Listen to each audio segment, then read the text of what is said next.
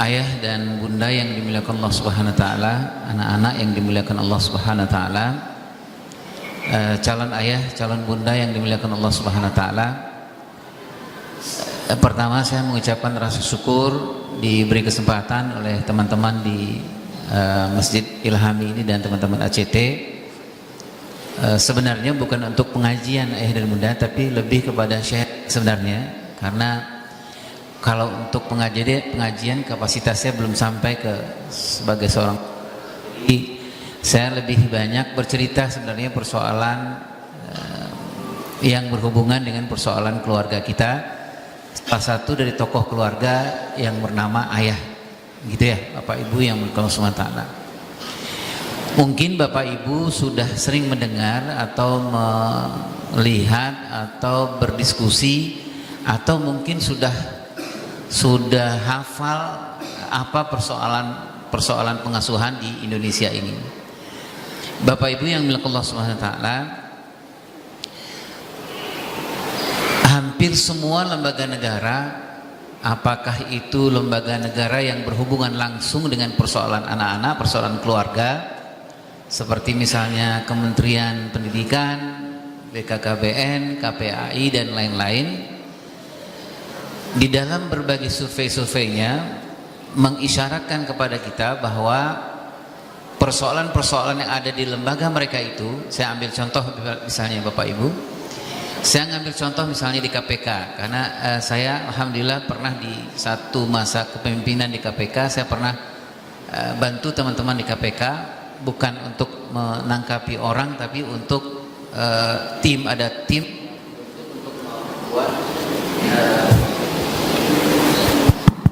untuk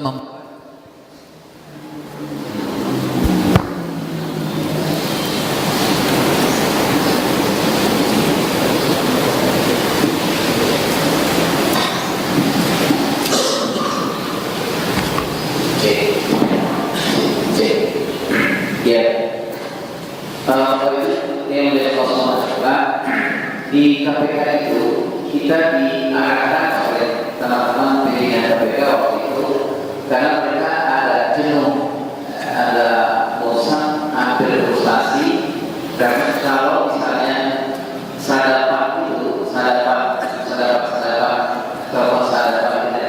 kalau kita mungkin susah mengumpulkan orang, karena terlalu banyak orang yang ditangkap per hari, jadi susah.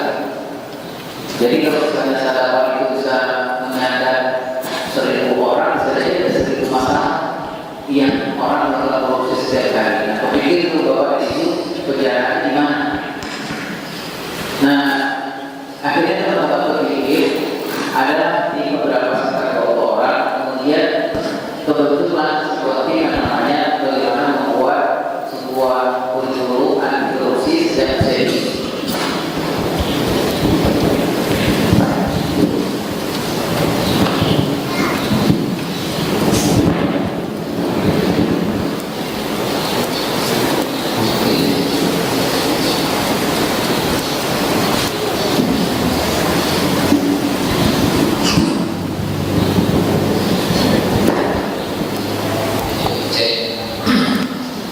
Jadi gitu ya, ada sebenarnya yang untuk sementara.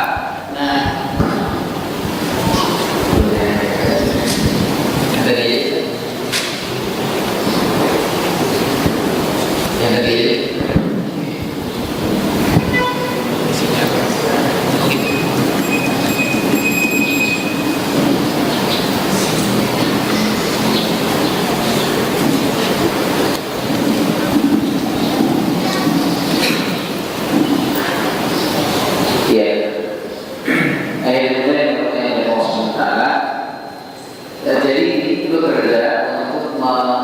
membuat kurikulum korupsi anti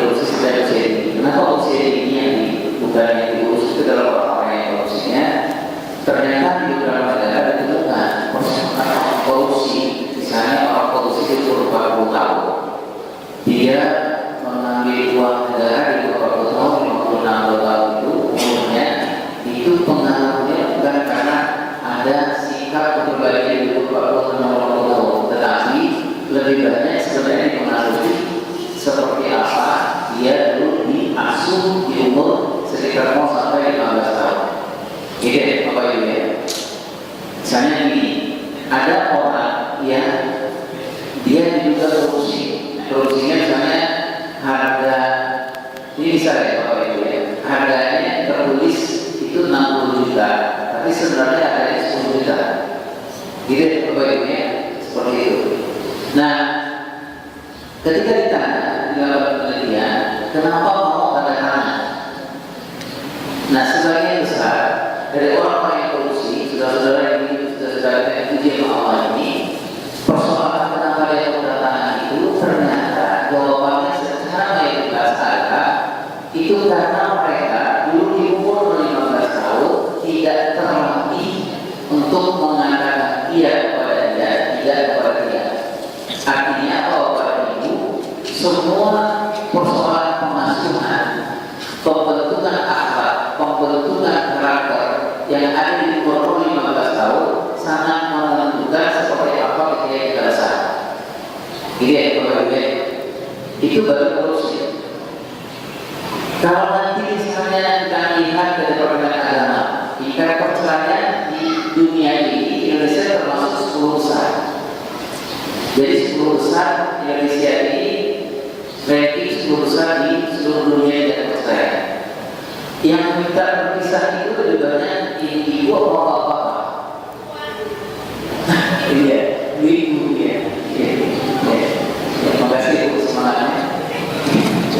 Jadi yang lebih banyak minta berpisah di 80% Indonesia perpisahan itu dibilang oleh ibu. Kenapa ini? Alasannya kalau dulu orang berpisah alasannya terbanyak itu adalah karena kekurangan material. Si ibu nggak kuat hidup dengan seorang ayah yang hidupnya pas-pasan dari tahun ke tahun. Itu alasannya dulu. Tapi sekarang alasannya itu adalah si ibu bisa menerima keadaan suami walaupun gajinya ada 10 tahun setelah begitu ada, dia sanggup untuk hidup berdampingan, dia sanggup untuk hidup anak-anaknya, menjaga anak-anaknya. Tetapi yang paling berat sekarang itu adalah banyak para istri yang tak sanggup hidup dengan seorang laki-laki atau ayah dari seorang anak dari beberapa orang anak yang, nah itu Bapak Ibu, secara bukan secara material tetapi secara psikologis, secara kejiwaan. Bapak suaminya ini umurnya 40 tahun, tapi cara bersikapnya seperti anak umur 25 tahun. Nah itu yang banyak jadi masalah. Baik. Nah, ya, udah nanti di masalah ya. Jadi rupanya Bapak Ibu yang sementara ini saya mau ungkapkan data apa kita bicara ini. Nah, ini bahasa salaman ini, atau benar bicara seorang tokoh di sebuah rumah tangga yang ternyata sekarang menjadi persoalan besar negara ini. Gitu ya. Banyak dari saya sebut persoalan KPK itu persoalannya paling banyak itu adalah karena persoalan pengasuhan ayah. Gitu. Jadi banyak orang yang koruptor itu dulu ketika kita lihat umur 15 tahunnya dia nggak dapat ayah yang apa yang melatih dia menghebatkan sikapnya, karakternya, akhlaknya di umur nanti kita bahas ada khusus ayah namanya di umur 7 sampai 12 tahun atau 8 sampai 15 tahun. Nah ya Bapak Ibu yang harus kenal. Tapi di Kementerian Agama itu Bapak Ibu salah satu penyebabnya adalah kenapa ada suami sebagian besar suami yang istrinya tidak berbesar itu suami kenapa umurnya KTP-nya 40 tahun, 50 tahun, itu yang berbeda KTP-nya biologisnya 40-50 tahun, tetapi cara bersikapnya seperti anak umur 25 tahun. Apa sebabnya ini Bapak Ibu? Sebabnya adalah kembali lagi kepada persoalan seperti apa laki-laki ini, suami ini di umur 15 tahun dia atau di umur 18 tahun dia. Tidak. Ada penelitian Bapak Ibu yang belum sementara. Kenapa banyak sekarang, mohon maaf saya tidak menyebut pemimpin namanya siapa, tapi para pemimpin, apakah itu dia wali kota, apakah dia gubernur, apakah dia kepala daerah, kepala negara, atau apakah dia kepala kantor, itu Bapak Ibu. Kenapa secara akal, dia secara kognitif, secara akal pikiran mungkin dia pintar, tetapi cara dia mengambil sikap nggak bisa, atau dia nggak berani memutuskan, atau dia sangat terpengaruh lingkungannya. Iya, pernah kita melakukan penjara ini seperti pernah ada? Insya Allah beliau ya jangan dari dalam. Kita menemukan banyak ini Bapak Ibu, apalagi kalau bicara dari pemimpin keluarga. Ada pemimpin keluarga sudah menikah 10 tahun, 11 tahun, itu masih susah untuk mengambil sikap. Kira-kira ada ya Bapak Ibu? Enggak ada di sini. Ini ya.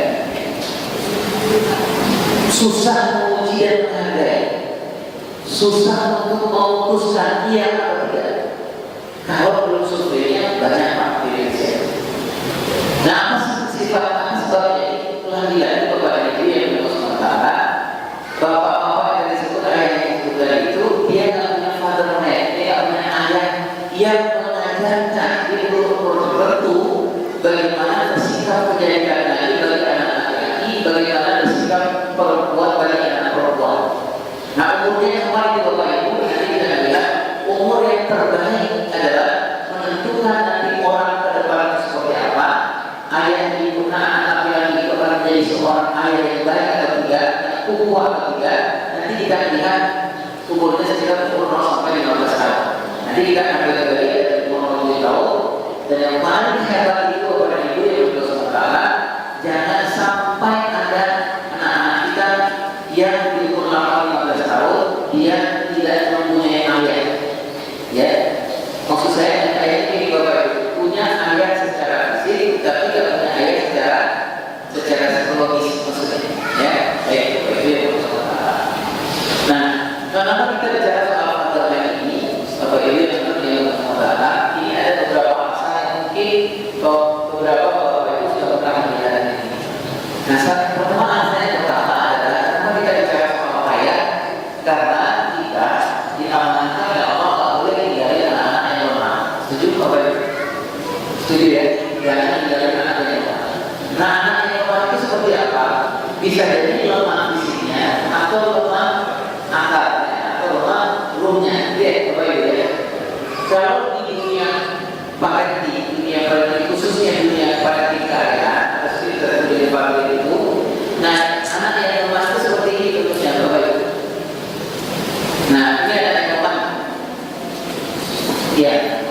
Nah, maksudnya apa ini? Usia biologisnya lebih maju dari usia psikologisnya. Maksudnya apa ini Bapak Ibu? Fisiknya, usia fisiknya itu lebih maju dari usia perkembangan dalamnya. Ya.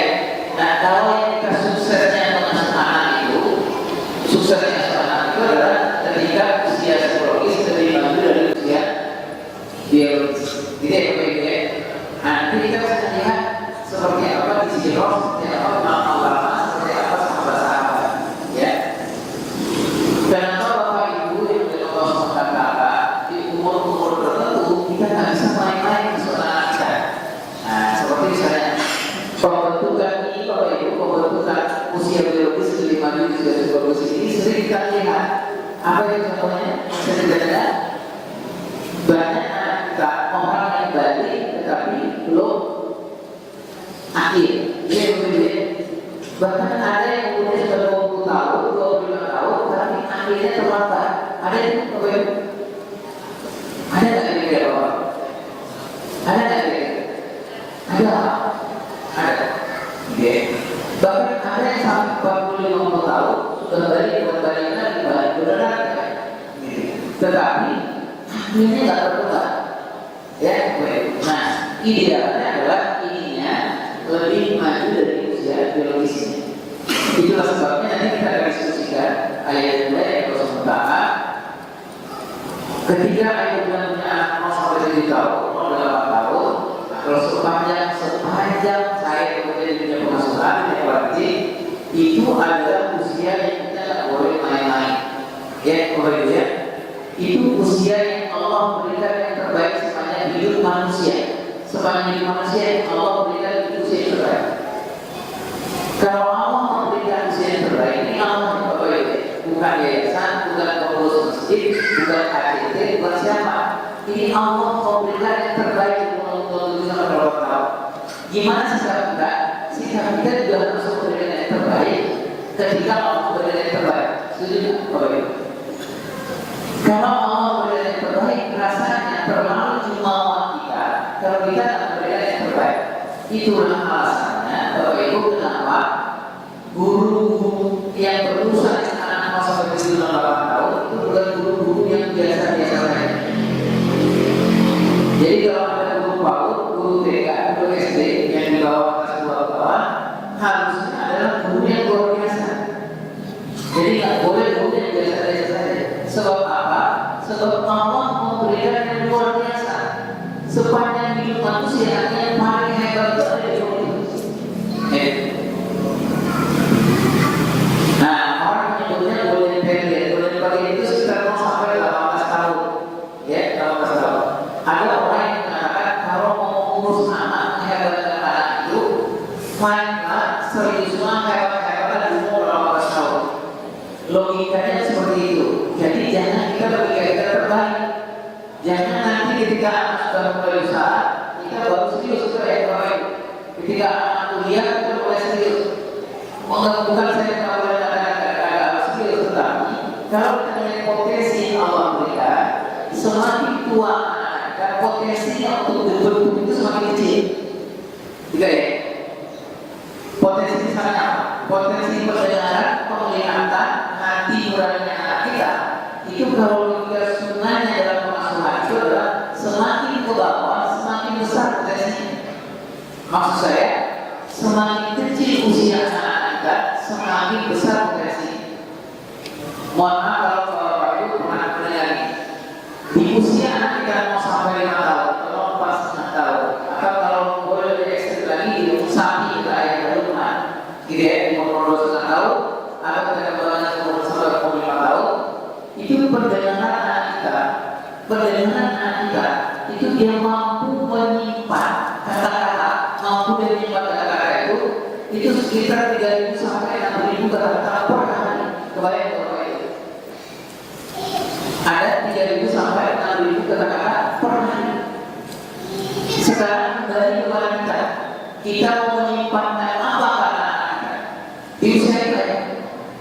Beruntunglah anak-anak yang di umur 7 tahun, 8 tahun punya bapak ibu yang bapak ibunya suami istri ini memperbaiki hurufnya itu salah satunya memperbaiki cara membaca Al-Quran.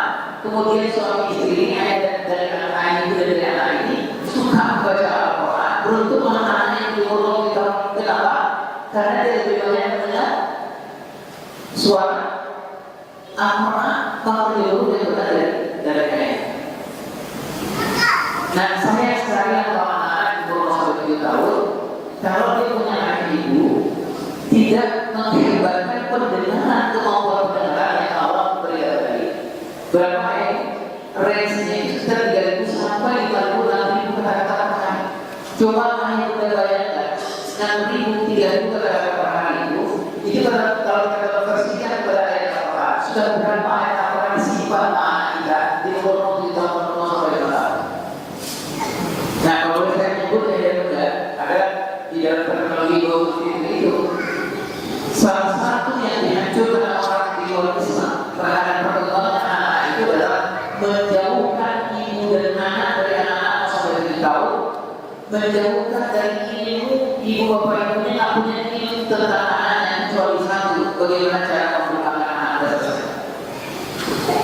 Jadi urusan kita sebenarnya mengurus anak udah makan apa belum, tapi kita tidak mengurus seseorang apa yang masuk ke pendengaran anak kita, apa yang masuk ke penglihatan anak kita, apa yang masuk ke dalam hati dari anak. Kalau di dalam terjemahan Islamnya itu ayat-ayat Rasulullah, guru PAUD TK itu kalau namanya di dalam ayat Allah Abdul Aziz itu jadi guru itu usia-usia sampai 8 tahun itu jauh lebih besar dari dosen. Dari guru SMA ya. Kalau dalam masyarakat itu kurs kalau kita kurskan kemudian dari bawah guru TK itu gajinya sekitar 30 Kalau zaman ayat Rasulullah sekitar 90 juta. Logikanya pas kenapa harus memilih orang-orang yang terbaik di mulut? Kenapa? Karena Allah memberikan yang terbaik itu. Nah, di dalam perintah Islamnya itu, hukum PK itu persyaratan yang menjual itu adalah tidak boleh dengan Al-Quran minimal 230. Maka hukumnya tidak boleh berapa? Kenapa? Dari anak diberikan kesempatan Allah mendengar, mampu menyeimbang lewat telinganya hampir 6.000 kata-kata Al-Quran. Nah, itu Bapak Ibu, saat kita kenapa kita bicara soal ayat, karena apa? Kita tidak mau ayat yang nanti akan memimpin rumah tangga ini, menentukan rumah tangga ini kemana menjalankan, akan menjadikan anak itu lemah atau tidak, akan menjadikan anak itu hadis saja tapi tidak adil, ayat yang banyak. Itu yang pertama. Yang kedua, Bapak Ibu, contoh saja. Contohnya, Bapak Ibu bisa ketemu di mana-mana ini. Yang tadi saya sebut itu suksesnya kita itu dalam usia psikologusnya lebih maju dari usia biologis. Nah, ini contoh Bapak Ibu yang berkonsultasi. Yang terakhir di yang kita dengan sejarah di luar kita mau mengamati di begini. Ini alasan yang kedua. Alasan yang kedua adalah kita sebagai tidak aktif bayarnya sebagai fasilitas jelaskan bahwa ayat ini ditujukan kepada para ayah kita dan bapak-bapak kita diamankan untuk memperbaiki diri kita sebelum kita memperbaiki keluarga kita. Ayat-ayat begitu. Apa saja yang kita tanggung jawabkan? Yang pertama adalah ayat anak-anak itu adalah amanah kita, amanah orang tua berdua. Bagaimana yang paling utama itu jatuh kepada ayat. Nah, apa saja amanahnya yang Allah berikan kepada kita soal anak itu? Dua. Apa itu ya? Yang satu, tumbuhnya anak kita. Yang satu lagi adalah tumbuh dari anak kita. Kebayang Bapak Ibu, amanah dari Allah kepada anak kita yang ada di sekarang ini. Pertama, tumbuh anak kita. Nah, tumbuh itu amanahnya apa? Bagaimana kita? Suami istri yang bekerja, suami yang bekerja, ayah yang bekerja, menjaminkan bahwa tidak membawa uang yang syubhat dan haram atau haram pulang ke rumah. Tidak ya Bapak Ibu ya. Supaya apa? Supaya nanti tidak ada yang masuk ke tubuh anak kita yang syubhat dan haram. Nah, penelitian ini dimasukkan berarti ayat juga makanan yang dimakan anak kita dalam keadaan syubhat dan haram itu pengaruhnya sangat besar nanti persoalan tubuh anak kita, terutama masalah akhlak karakter. Nanti kalau ada waktu saya jelaskan penelitian sehingga betapa sangat luar biasa perbedaan sebuah keluarga dengan keluarga yang baik, satu keluarga yang jumlahnya sekitar 3.000 kepala keluarga, ada lagi 3.000 kepala keluarga yang masing-masing ini suami atau ayah cari uangnya itu yang satu benar-benar dan ganda uang itu gak membawa yang sepakat benar. Kalau yang satu ini, keluarga yang paling yang satu ini gak peduli supaya benar. Nah, apa yang terjadi? Sekitar beberapa tahun kemudian dilihat hasilnya, terlihat betul perbedaan pada anak-anak. 3.000 lebih keluarga yang kepala keluarga yang menjaga betul pencarian, pencarian manusianya, menjaga betul kalau pulang itu membawa tidak membawa sebenarnya. Pengaruh kepada anak-anak yang telah umur 11 tahun adalah anak-anak yang meskipun bergaul dengan orang atau lingkungan yang tidak baik, tetapi sangat susah untuk mengalir akal. Kebalikannya dengan anak yang 3.000 lebih ini, yang bapaknya tidak memperdulikan apa yang dibawa pulang itu hal-hal pengaruhnya sangat besar. Nanti ketika umur 11 tahun, anak-anak ini sangat gampang terpengaruh akhlak buruk. Ini amanah yang pertama. Nah, amanah yang kedua adalah yang tumbuh berkembang. Yang tumbuh berkembang itu apa? Contohnya Bapak, yang kita lihat, yang nanti ayat dari Allah semuanya ini kita akan bertanggung jawab yang besar. Mudah-mudahan tidak ada kita yang berbeda dari soal ini. Ya. Nah, apa yang perkembangan tadi Bapak Ibu? Apa amanah perkembangan? Nah, amanah perkembangan itu yang seperti Bapak Ibu sudah ketahui juga, masing-masing tahap perkembangan anak itu ada amanahnya.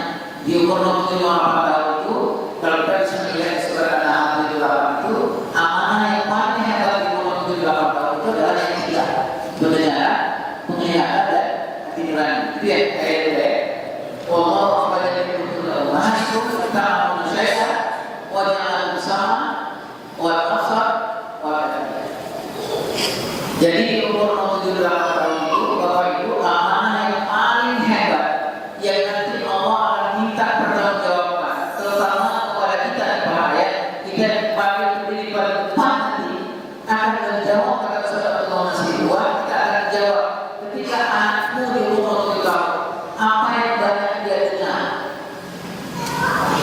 apa yang kamu perdengarkan ke anakmu di umur 7 tahun, siapa yang membacakan Al-Quran yang banyak kepada anakmu di umur 7 tahun, apa yang banyak dilihat dari anakmu di umur 7 tahun.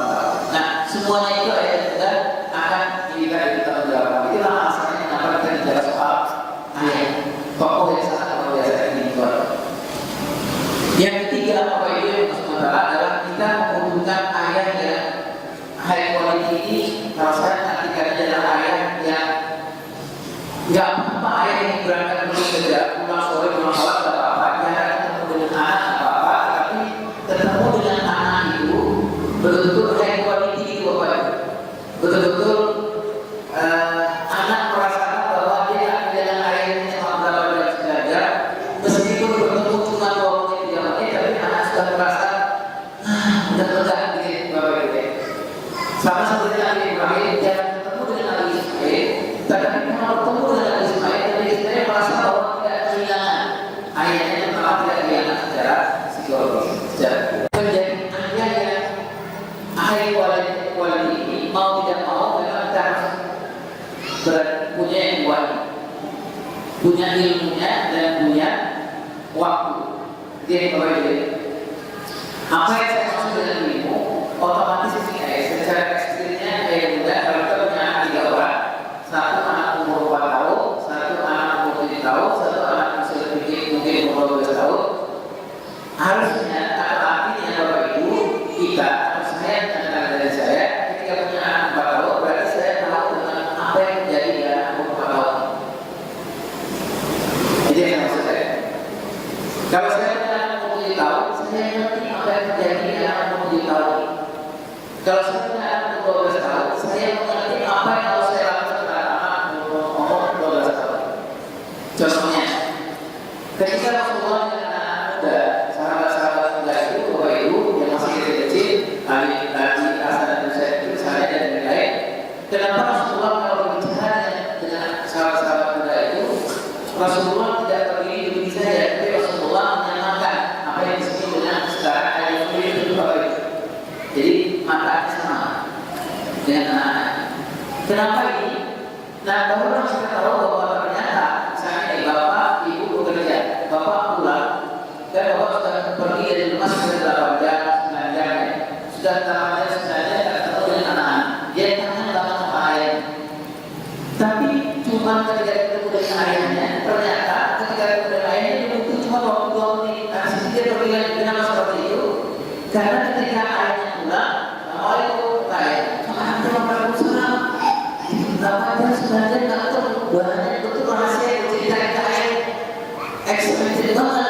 Ya, waalaikumsalam anaknya ngejar begitu. Ya, aku kalau ayahnya ngerti tentang apa yang terjadi di anak umur 4 tahun, umur 3 tahun, nah seperti yang dilakukan Rasulullah, ayahnya mungkin akan musimnya seperti ini.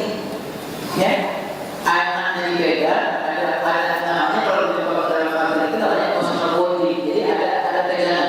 Buat anak kita ke bawah ada ruangan yang boleh, yang nggak boleh tidak. Kita harus lakukan lebih banyak.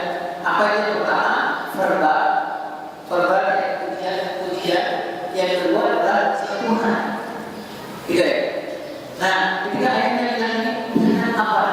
Aku tadi di sekolah, aku kata guru pintar gambarnya. Saya ya Allah, alhamdulillah ya Allah, ya Allah, iya ya, aku gambarnya ini. Percaya bahwa anak kita ini, walaupun dia anak bahwa 9 jam tidak ketemu, itu kalau musik seperti ini, anak paling jodoh ini bilang ini, akhirnya, Masya Allah, Allah, alhamdulillah ya. Apa kata anaknya? Iya, alhamdulillah. Oh, udah ya. Assalamualaikum. Kenapa butuh cuma 2 menit?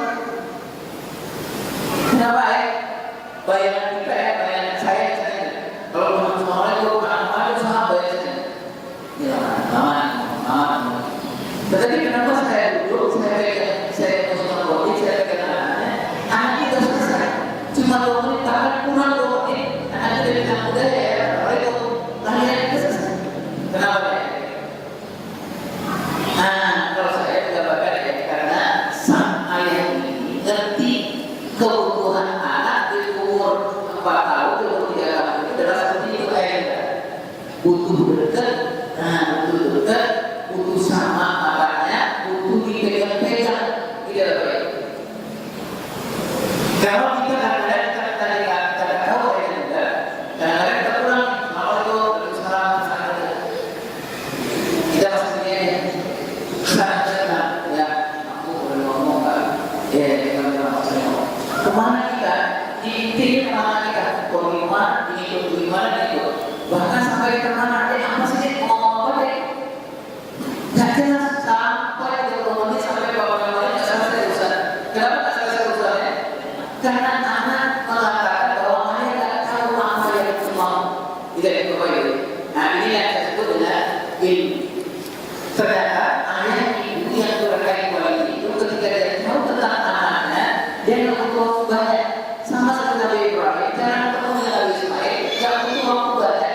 Tapi Nabi Ibrahim, Nabi Ismail gak berkurang rasa cinta terhadap rasa cinta dan taatnya kepada ayahnya. Baik. Nah kemudian Bapak Ibu yang bersemangat, bagaimana kita supaya kita menjadi fathernya. Nah fathernya ini ada buku yang ditulis oleh guru saya setelah ada dari. Nah mudah-mudahan ketika berada di sini dia bawa bukunya, judulnya tentang fathernya. Nah gimana kita menjadi fathernya? Bagi bapak-bapak yang sini kalau ibu ini istirahat kepada ayah atau ayahnya. Nah, bagaimana menjadi fathernya menjadi seorang ayah? Ya. Yang pertama Bapak Ibu yang bersemangat adalah kita periksa peran ayah. Nah peran ayah itu apa saja? Mohon maaf Bapak dan Ibu, ini bukan guru tapi hanya sekedar sharing saja. Apa peran? Kalau di Indonesia, ayah dan bunda yang bersemangat di Indonesia sampai tahun 90 awal perannya masih seperti ini, Bapak. Masih utuh nih, banyak masih utuh. Yang pertama peran keturunan. Kalau sini kita sudah tahu ya, memperbanyak keturunan dan memperbanyak keturunan. Yang kedua adalah untuk mencari nafkah. Ya. Nah yang ketiga peran yang sangat luar biasa dan sangat penting sebenarnya dari seorang ayah adalah sebagai seorang murabbi. Murabbi itu kalau saya menjelaskannya dengan tiga bahasa, dengan 3 kata-kata. Jadi peran ayah itu sebagai seorang murabbi, sebagai seorang pendidik, pengasuh itu hanya 3 saja. Ayah itu hanya 3 saja peran. Yang satu peran mencintai, yang kedua peran menjadi seorang pengasuh, menjadi coach, mengcoaching anak-anak. Yang ketiga adalah peran sebagai teladan. Nah, Bapak Ibu, di Indonesia ternyata sekitar tahun 90-an ke sini, yang ini ayah dan bunda, keturunan dan nafkah ini peran masih bertahan. Tetapi peran sang murabbi sebagai murabbi sudah mulai turun. Mengcoaching anak-anak sampai ngajarin Al-Quran kepada anak-anak mungkin sudah banyak diserahkan kepada orang lain. Ayah juga bukan kita tidak boleh menyampaikan kepada orang lain, tetapi kita menyampaikan kepada orang lain itu persoalannya untuk sampai ke tahap bisa tidak ada masalah. Bisa dia sholat, bisa dia baca Al-Quran dan lain. Tetapi anak-anak kita untuk dia mencintai sholat, mencintai Al-Quran dan mencintai ibadah itu harusnya datang dari ayah dan ibunya. Sebagai apa? Sebagai model dari nah, ayah dan bunda yang bersemangat ketika peran ini habis hilang, ya, ini peran yang paling luar biasa dari seorang ayah hilang. Nah, apa yang terjadi? Terjadilah apa yang ini sering disebut dari sekarang Indonesia termasuklah negara yang disebut dengan fatherless home atau fatherless country. Negara yang kekurangan ayah. Kekurangan ayah maksudnya adalah ayahnya banyak, tetapi secara fisik banyak ayahnya, tetapi secara peran ayahnya tidak banyak peran. Nah, nanti fatherless home ini akan menghasilkan anak-anak yang disebut dengan fatherless. Apa itu contohnya fatherless Bapak Ibu? Nah sekarang mohon maaf Bapak Ibu yang sudah tahu sudah sering ada hasil survei resminya pemerintah mengeluarkan misalnya di anak-anak yang berusia SMP di Indonesia, berusia SMP ya, bukan anak SMP, berusia SMP di Indonesia yang sudah melakukan hubungan suami istri terutama anak perempuan itu jumlahnya lebih dari 60,7%. Anak-anak berusia SMP, 50 anak remaja itu dipastikan satu narkoba. LGBT untuk anak-anak sekarang, anak untuk race-nya anak di umur 1 ke 18 tahun, 19 tahun itu sangat tinggi di Indonesia.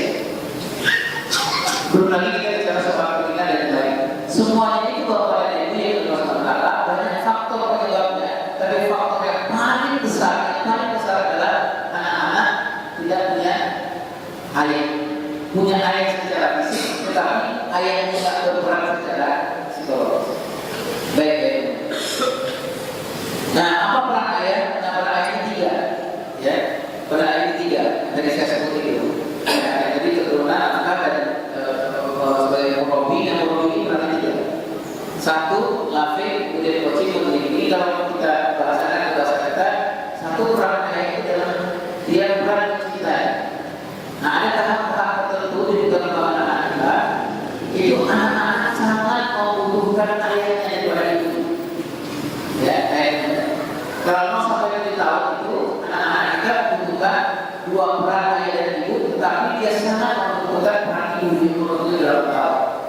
Anaknya umur tertentu, bapak ibu 7-15 tahun, 15 tahun, anak-anak kita membutuhkan ayahnya, iya, membutuhkan ayahnya, tetapi di umur itu dia sangat membutuhkan peran ayah. Mudah-mudahan waktu ini kita diskusikan.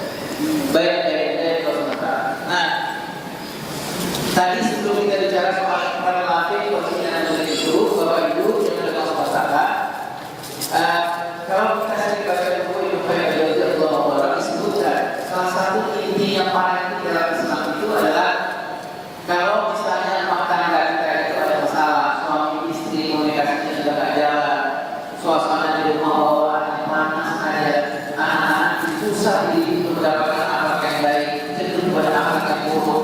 Rumah tangga sudah semakin lama menikah, sudah semakin anak, justru semakin tidak jelas ini halte apa rumah. Ini hanya tempat singgah sementara, apa yang tempat. Kalau halte itu kita tak betah situ ya. Tapi kalau rumah kita betah ya. Kita betah di rumah, kita bisa mandi, bisa istirahat, bisa tidur. Kalau apa? Kalau rumah itu membuat kita karena membuat kita bisa terpaut dengan rumah. Nah, apa salah satu penyebabnya inti dari paling penting pembagian sementara adalah yang ini. Ini makanya ada orang menyebutkan bahwa itu seorang persoalan yang bisa seperti itu, persoalan makan lapangan bawaan dan lain-lain itu. Sebelum kita bicara soal bagi coaching yang kembali, kalau ada kita mendapatkan rumah tangga seperti itu, yang pertama kita periksa adalah ini. Ini bukan saya yang menyebutkan, ini ulama yang menyebutkan. Wahai ibu, kalau rumah tangga ibu sudah terasa yang tadi saya sebutkan itu, jadi ibu gak usah ini kita konsultasi sama siapa yang usah. Oh, tanya sama ustaz gak usah. Oh, langsung begitu pelatihan politik gak usah. Apa dulu yang pertama dilakukan? Ulama menyatakan periksa hubungan suamimu dengan Allah seperti apa. Bapak, ibu, khusus bagi kita bapak, ini menurut saya sangat luar biasa, penghargaan yang luar biasa. Begitu berarti dari berperannya kita di rumah tangga. Sampai persoalan rumah tangga itu, gejolak rumah tangga, panas atau tidaknya, anak-anak gampang berubah atau tidak, itu sangat tergantung dari hubungan kita dengan Allah. Insya Allah, kalau saya membaca ini dan kita ya Allah, nanti sebagai seorang ayah, seorang laki, bagaimana nanti saya mempertanggungjawabkannya dengan Allah Subhanahu wa Ta'ala.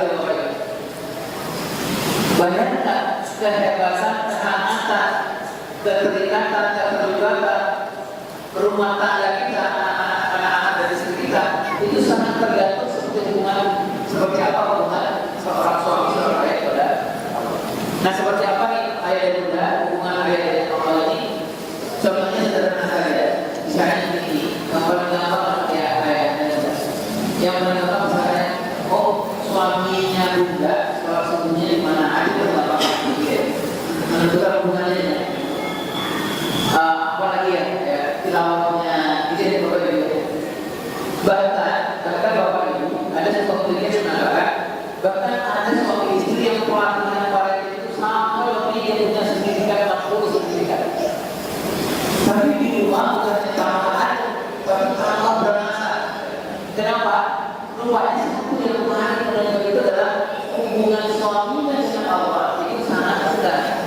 Persoalannya tadi saya sederhana ada. Soal subuh di mana, diimpakkan seimbang atau tidak, kemudian tilawahnya di mana, sunnahnya di mana, dan mulainya di mana, ya sudah. Kemudian kita lanjutkan. Nah ini sambungan dari tadi. Rupanya ketika ayat berusaha menjadi seperti rupanya Al-Quran itu seperti mata air juga. Jadi kalau bapak ibunya itu jernih berusaha menjadikan dirinya, insya Allah nanti akan turun ke dirinya dari itu. Ketika bapak memperbaiki dirinya sangat luar biasa, mudah-mudahan nanti anaknya nggak usah banyak teori, nanti anak akan contoh seperti apa ujungnya mata air, seperti apa keadaan mata air kalau kita melihat pengasuhan seperti mata air. Jernih dulu, insya Allah akan jernih di ayat yang sementara kita lihat satu. Nah ini pekerjaan ayat yang pertama, melatih mencintai. Nah mencintai itu apa saja pekerjaan ayat? Ada 3 pekerjaan ayat, atau saya simpulkan jadi 2. Yang pertama mencintai diri sendiri, kemudian mencintai ibunya anak-anak. Apa mencintai diri sendiri? Mencintai diri sendiri adalah bapak ibu yang sementara tadi saya sebutkan di awal. Ada orang yang korupsi, ada orang yang tadi proses perceraian dan lain-lain itu keadaan dia sekarang. Saya mendapat diri saya, mohon maaf kalau bapak ibu sudah benar-benar diri saya. Saya mendapat diri saya sudah lebih berumur 50 tahun ini, bapak ibu yang sudah sementara. Kalau istri bikin sesuatu di rumah, apakah bikin teh, bikin kue, atau bikin makanan yang enak, itu saya sangat susah untuk menguji secara spontan. Gini, jadi istri ini temani, jadi gue apa gitu tentang dia punya enak banget kan, lebih enak banget dari lebih enak dari mana, punya enak gitu. Saya ini teman, ini begini saya masak kue, tetapi istri nunggu hampir 10 menit, 15 menit. Pokoknya enak banget ya bang, lebih enak banget dari jari, lebih enak dari mana, pokoknya enak lah gitu ya. Saya minum teh manis yang dibikinin sama istri, saya makan kue, tetapi istri nunggu hampir 10 menit, 15 menit, gak ada kata pujian yang keluar dari saya. Kenapa nih kira-kira bapak dan ibu? Kenapa saya gak bisa memuji secara spontan? Kenapa saya gak bisa menghargai secara spontan?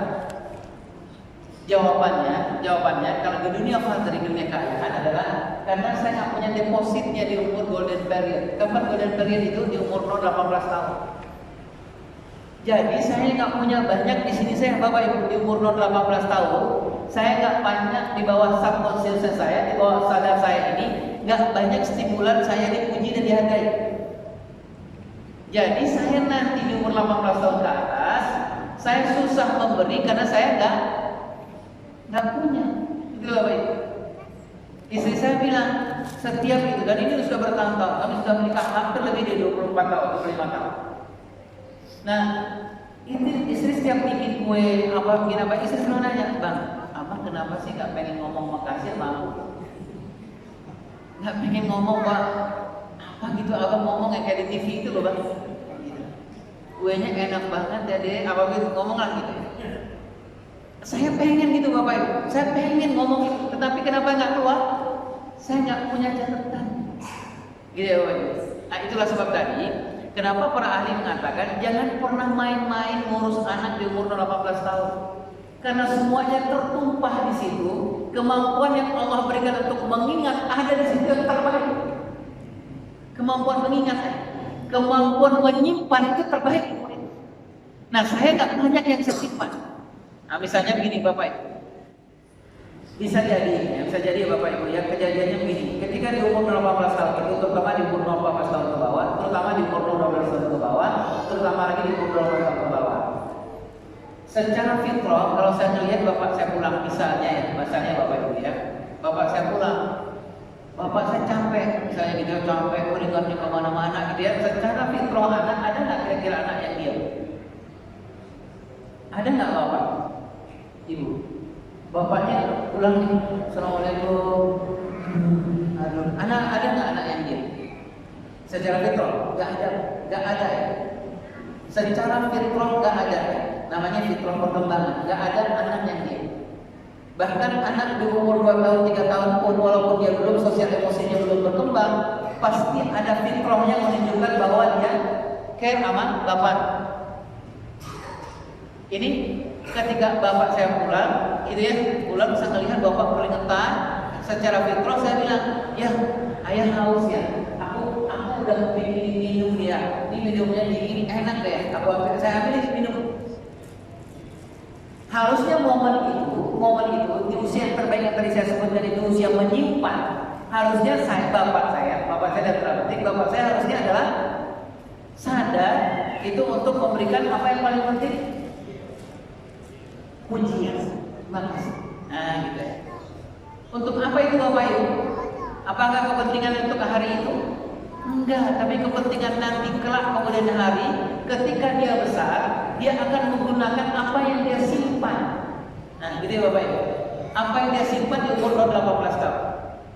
Kalau nanti kelak kemudian hari dia menjadi ayah dari seorang adik, beberapa orang anak, menjadi suami dari seorang istri, dia nggak akan kesusahan seperti saya. Istrinya nggak akan tertekan, nggak usah nanya istrinya, bang, abang ngomong abang, abang gitu, nggak susah, abang, gitu ya. Kalau saya lempeng aja pak, lempeng aja. Kalau istri saya bilang, bang, nggak pengen apa, ngomong apa gitu bang, saya bilang ngomong apa deh. Istri saya bilang kayak di TV itu loh bang, yang kue bang, enak nggak kuenya bang? Itu sahabat hari. Bukan, tadi saya bilang, bukan saya nggak mau memuji, saya nggak punya. Nah, saya ngambil contoh ke diri saya aja, Bapak Ibu. Saya mohon maaf kalau sudah bertanya. Saya menyeberang jalan sama istri saya. Ya, sudah hampir setengah jam, itu nggak nyebrang. Menyeberang, istri sudah melangkah, saya bilang, kita nyebrang lagi kita, nak dong. Kata istri saya, bang ini mau nyebrang apa mau nginep? Setengah jam lebih, gitu ya.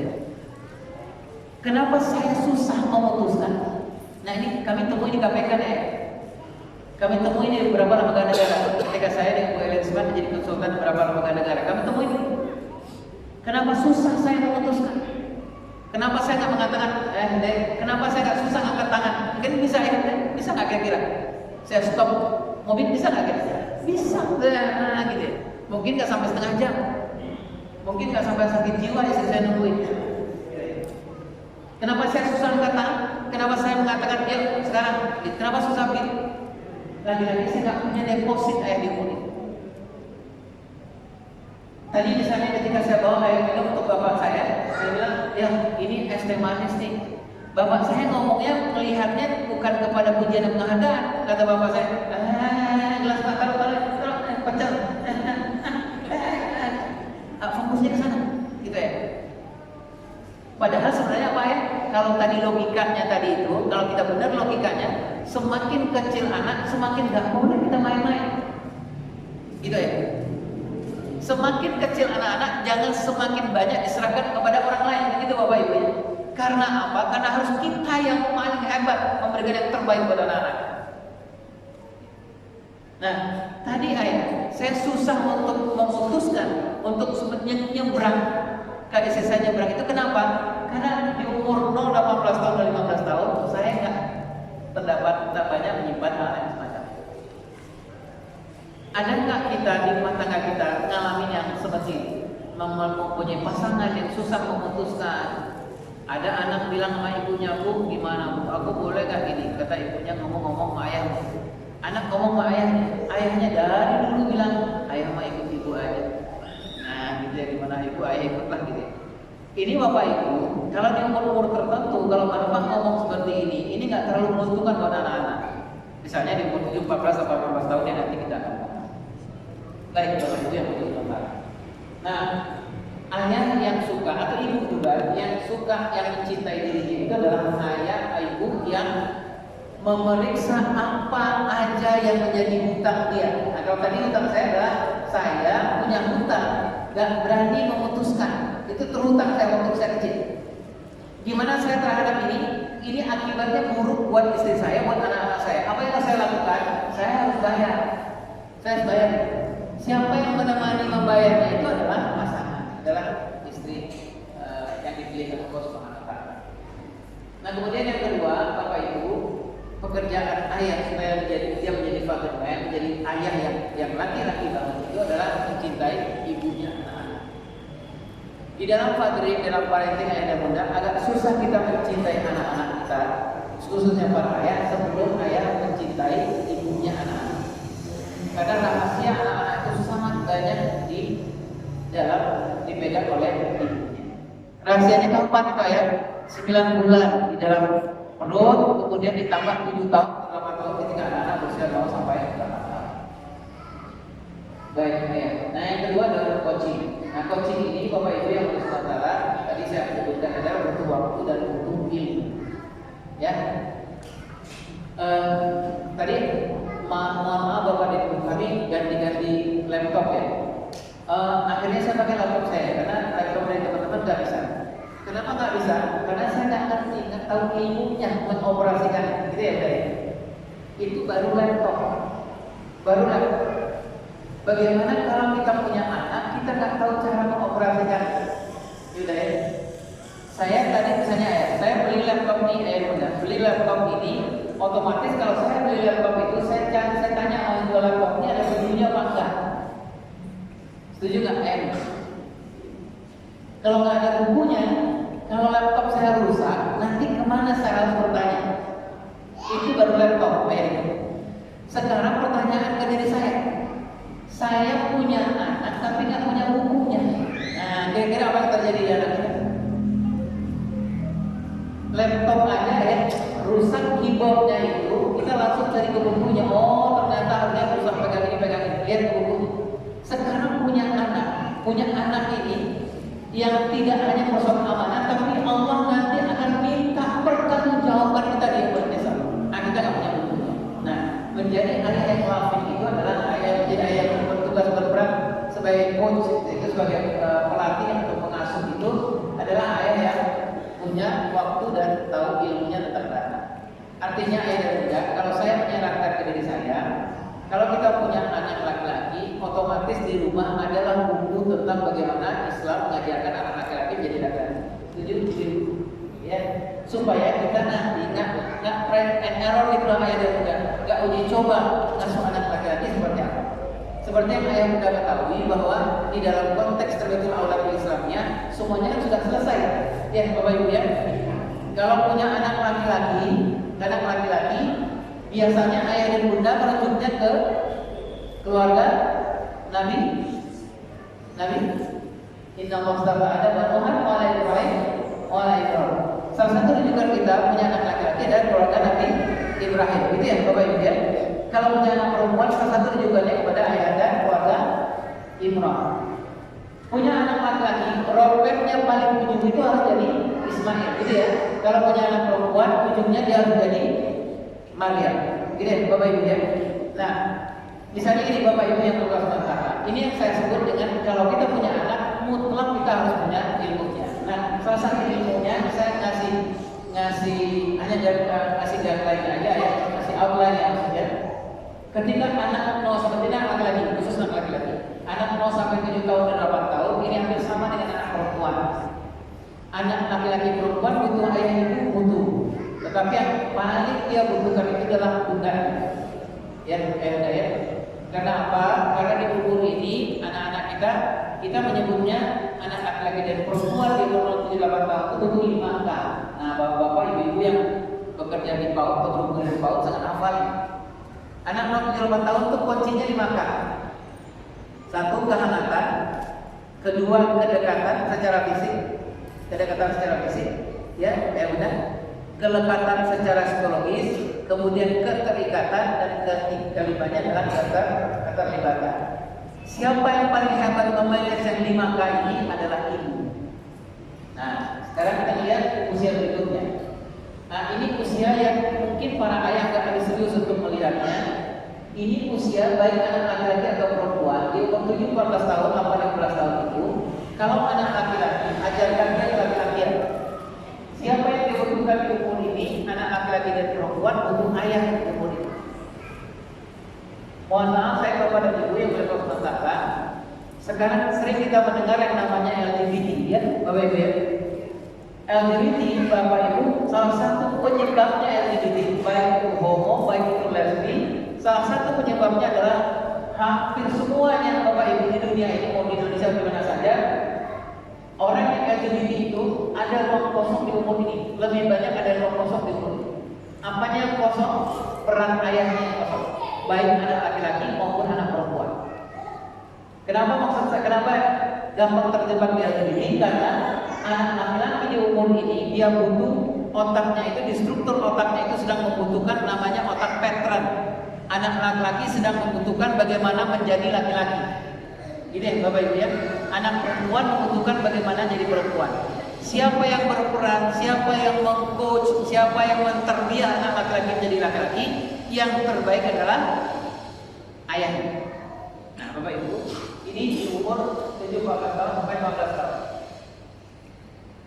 Sering orang menyebutnya, kalau Bapak Ibu sering mendengar ada ungkapan anak-anak berayah ada berayah tiada itu, nah ini yang paling dihindarkan adalah di umur 17 tahun 8 sampai 15 tahun. Sering orang menyebutnya ini umur ayah, bukan umur ibu. Saya ambil contoh sederhana lagi bunda. Kalau ayah bunda anak ayah bunda ada range umurnya 8 sampai 15 tahun, ada di boarding, ada di pesantren. Kalau pesantren memberikan kesempatan untuk berkunjung sekali sebulan, bahkan sampai seperti itu, siapa yang pertama berkunjung, misalnya ayah bunda pergi di pesantren anak, ya sudah di lapangan parkir. Siapa yang bertemu dengan anak pertama kali, hampir semua ahli batik menyarankan yang pertama bertemu itu adalah ayahnya di umur 8 tahun. Jadi nanti kalau ibu dengan ayah pergi ke pesantren lihat anak-anak, dan kalau ada ayah mengatakan, "Dek, aku tinggal di mobil aja, hanya mau." Karena anak-anak di umur itu sangat membutuhkan tokoh. Baik. Kemudian ayah dan bunda yang sementara ini anak perempuan. Nah anak perempuan, Bapak Ibu semuanya sudah tahu 0 sampai 7 tahun, tadi saya sebutkan 5K.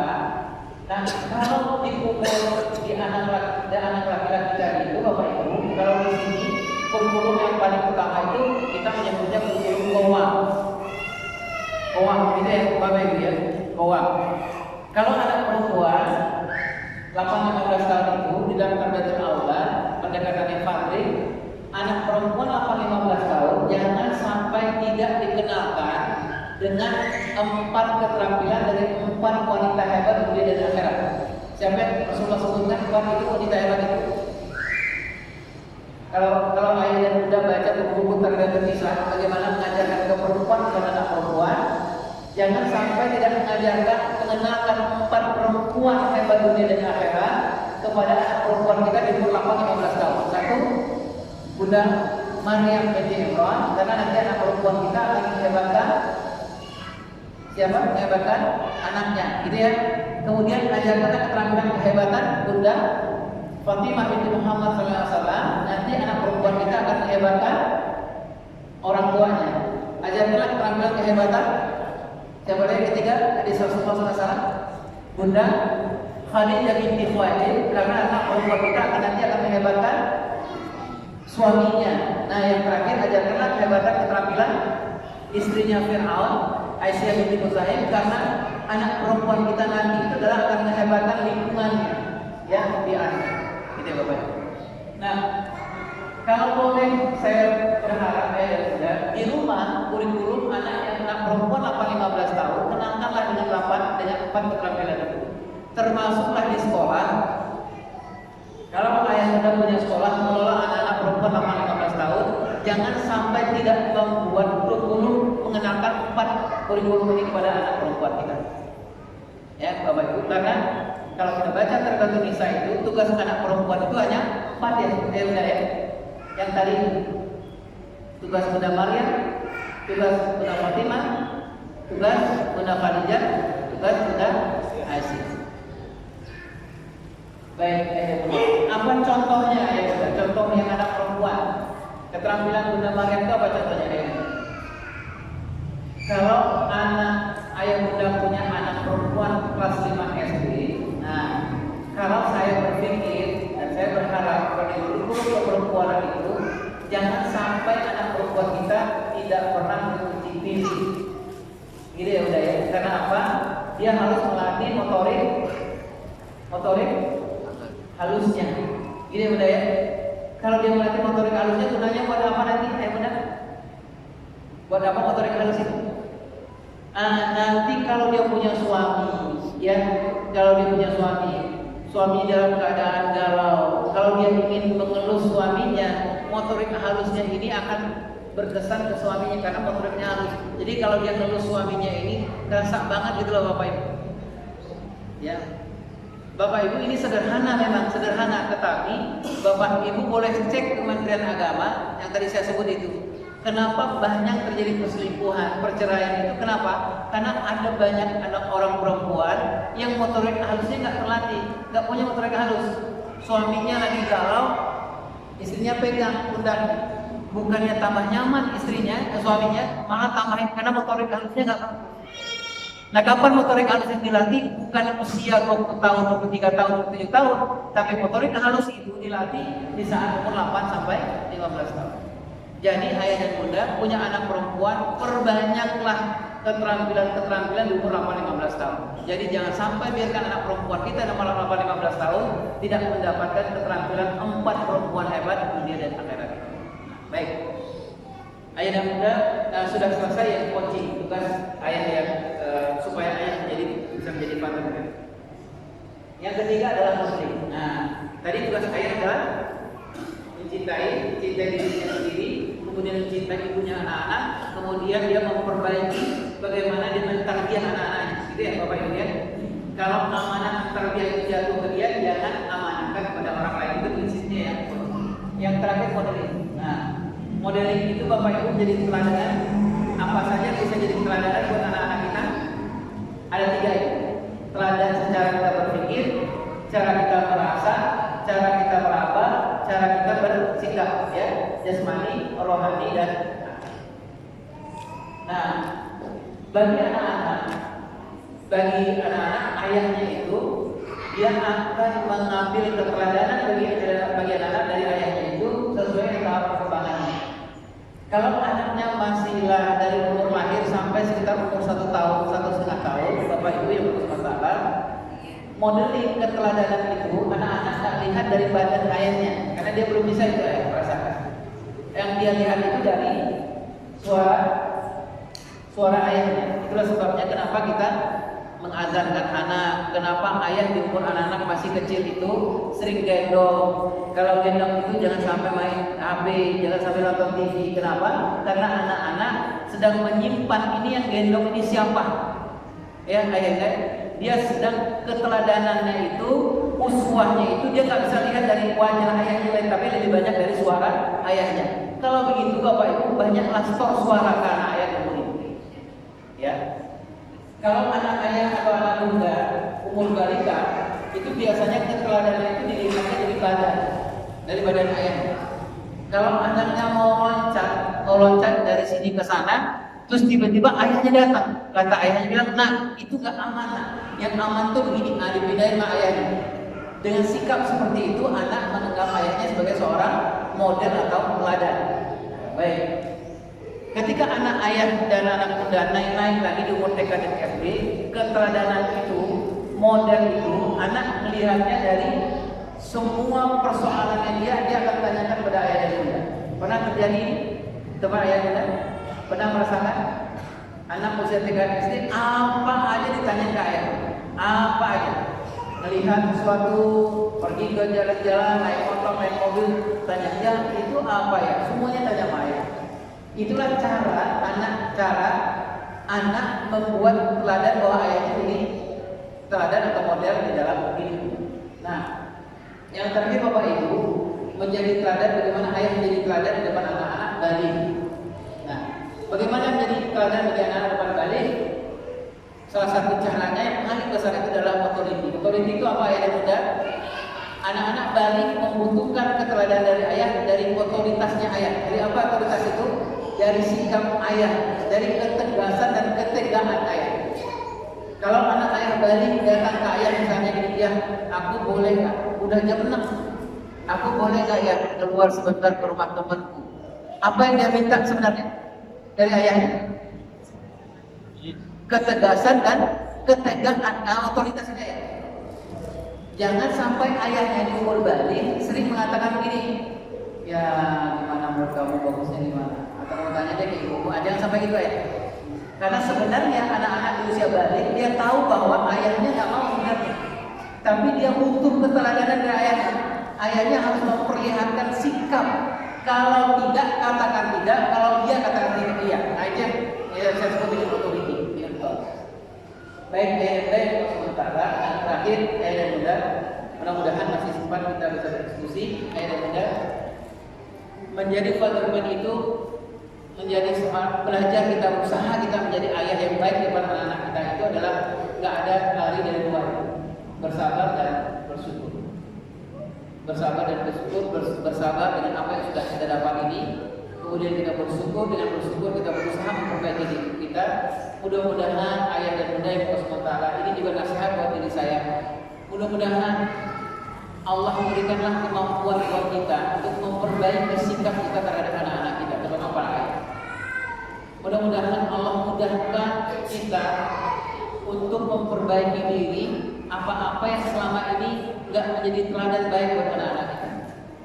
Ya bunda ya, mudah-mudahan habis ini atau kapan saat nanti malam mudah-mudahan kita bisa bersujud kepada Allah Subhanahu wa taala, minta ampun kepada Allah Subhanahu wa taala. Ya Allah, sudah hampir punya anak 20 tahun, 23 tahun tapi kita nggak pernah merasakan, anak-anak nggak pernah merasakan yang tiga tadi, lafil, kocik dan mamia. Alhamdulillah sementara itu kata penutup dari apa yang bisa saya sampaikan, bahan diskusi yang saya sampaikan. Kalau nanti ada yang mau ayah tanyakan atau ibu tanyakan, atau mampu saya jawab, kalau nggak mampu nanti saya tanya kepada orang yang lebih mampu. Yang sementara saya mohon maaf dari apa yang saya sampaikan tadi itu, dan minta ampun kepada Allah Subhanahu wa taala. Wabillahi taufiq hidayah. Wassalamualaikum warahmatullahi wabarakatuh. Demikianlah